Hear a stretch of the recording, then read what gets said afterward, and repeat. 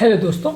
बारिश के समय अगर किसी व्यक्ति को जोड़ों का दर्द है या आर्थराइटिस की प्रॉब्लम है तो ऐसे लोगों को क्या इंपॉर्टेंट टिप्स फॉलो करने चाहिए जिससे इनकी प्रॉब्लम्स कम हो जाए, आज इस पर बात करते हैं। अक्सर इस बारे में आपको कोई विस्तृत डिस्कशन कहीं पे भी और नहीं मिलेगा और लोग इस बारे में बात नहीं करते क्योंकि एक इग्नोर्ड इशू है। ज़्यादातर लोगों को लगता ही नहीं है कि बारिश से रिलेटेड जॉइंट पेन वाले पेशेंट्स में भी कुछ सिग्निफिकेंट प्रॉब्लम्स आ सकती है। हमने एक डिटेल वीडियो में इस बारे में डिस्कशन की है कि कौन कौन सी प्रॉब्लम आ सकती है। आज इसके टिप्स पर बात करेंगे। टॉपिक इंपॉर्टेंट है इसलिए इसे एंड तक देखिएगा। टॉपिक पर जाने से पहले जो लोग हमारे चैनल पर नए हैं उन्हें रिक्वेस्ट करूँगा कि चैनल को सब्सक्राइब करें, वीडियोस को लाइक करें, शेयर करें, फॉलो करें, कमेंट करें, पूरा देखें।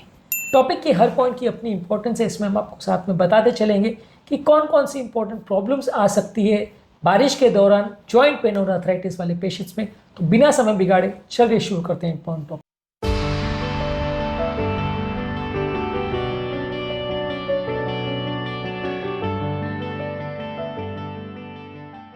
सबसे पहले शरीर को गर्म रखना जरूरी है।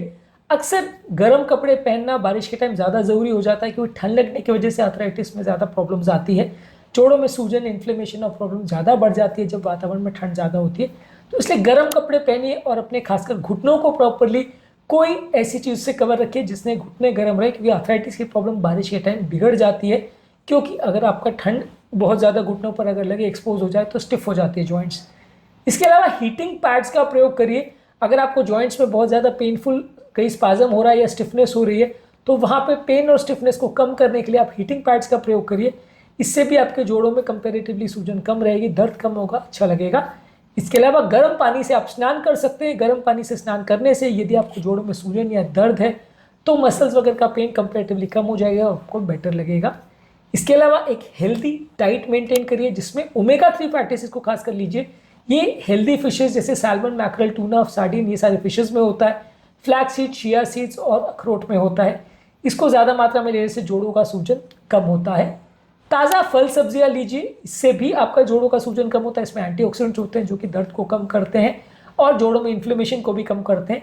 इसके अलावा स्पाइसेस में हल्दी और अदरक को ज़्यादा मात्रा में लीजिए, ये भी एंटी इन्फ्लेमेटरी प्रॉपर्टीज़ वाले होते हैं। ये भी आपके जॉइंट पेन्स को कम करते हैं।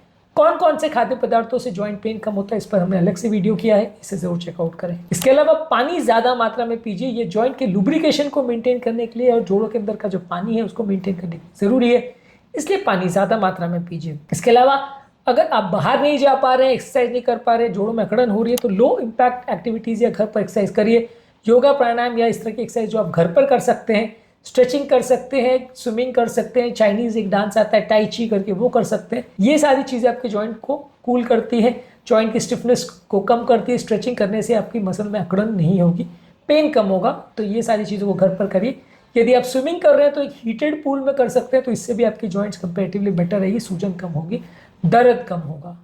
इसके अलावा आप मसल बिल्डिंग एक्सरसाइज कर सकते हैं, बहुत हैवी नहीं भी करें तो रेजिस्टेंट बैंड्स या लाइट वेट्स के साथ घर पर एक्सरसाइज कर सकते हैं। इससे भी आपका पेन कम होगा और आपके जोड़ों में स्टिफनेस कम होगी। रेगुलर मूवमेंट्स करते रहिए, एक ही जगह पर लंबे समय में बैठिए मत।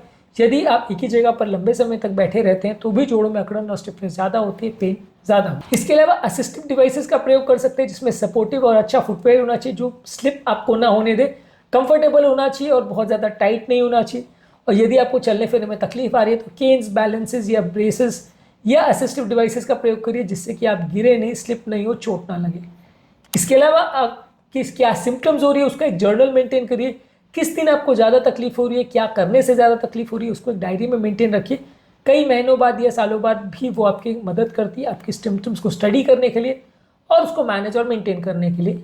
इसके अलावा यदि आपकी आर्थराइटिस संबंधित या जॉइंट पेन संबंधित कोई मेडिसिन चल रही है तो उसको रेगुलर लूप में लेते रहिए, उसको बंद मत करिए। और मेडिसिन को स्टोरेज प्रॉपर रखिए क्योंकि ये मेडिसिन जो है अक्सर कई बार रखे रखे ख़राब हो जाती है, सीलन उसमें आ जाती है तो उसको इनइफेक्टिव बना देती है। तो मेडिसिन को रखने पर भी विशेष ध्यान दीजिए। इसके अलावा आप घर पर जो है होम सेफ्टी इंप्रूव करने के लिए नॉन स्लिप मैट्स वगैरह का प्रयोग कर सकते हैं या हर अलग जगह पर ग्रैब बार्स लगा सकते हैं। इससे आदमी स्लिप होकर गिरेगा नहीं और खासकर बाथरूम वगैरह में आप गिरते समय इनको पकड़ सकते हो तो आपको ज़्यादा चोट नहीं लगेगी। तो ये खासकर उम्रदराज पेशेंट्स के लिए अक्सर यूज़फुल रहता है कि एंटी स्लिप मैट्स और ग्रैब बार्स का प्रयोग करिए। और इसके अलावा घर पर आप ये भी कर सकते हो कि डी ह्यूमिडिफायर का प्रयोग करें। वातावरण में मौजूद ह्यूमिडिटी आपकी जॉइंट पेन्स को बढ़ाती है। डीह्यूमिडिफायर का प्रयोग करने से ये ह्यूमिडिटी को कम करता है, इससे आपकी पेन और अकड़न कम हो जाएगी।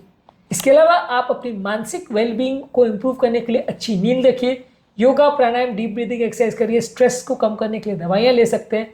मानसिक स्ट्रेस कम होने से भी आपका जॉइंट पेन्स और स्टिफनेस की प्रॉब्लम थोड़ी कम होगी, स्ट्रेस हार्मोन्स बॉडी में कम बनेंगे।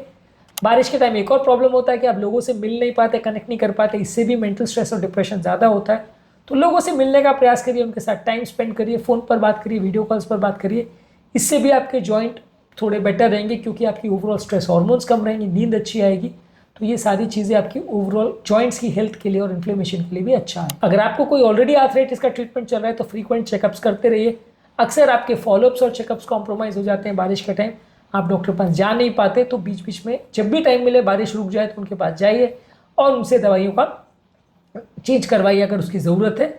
और यदि आपको बहुत ज़्यादा प्रॉब्लम हो रही है और फिर भी स्टिफनेस और पेन बढ़ रहा है तो फिजियोथेरेपी या ऑक्यूपेशनल थेरेपी या पर्सनलाइज्ड एक्सरसाइजेज वाले जो थेरेपीज़ आती है या एंटी एलर्जिक मेडिसिन जो आती है उनका प्रयोग करिए। ये सारी चीज़ें आपके जॉइंट पेन्स और इन्फ्लेमेशन और सूजन को कम करने में मदद करेगी।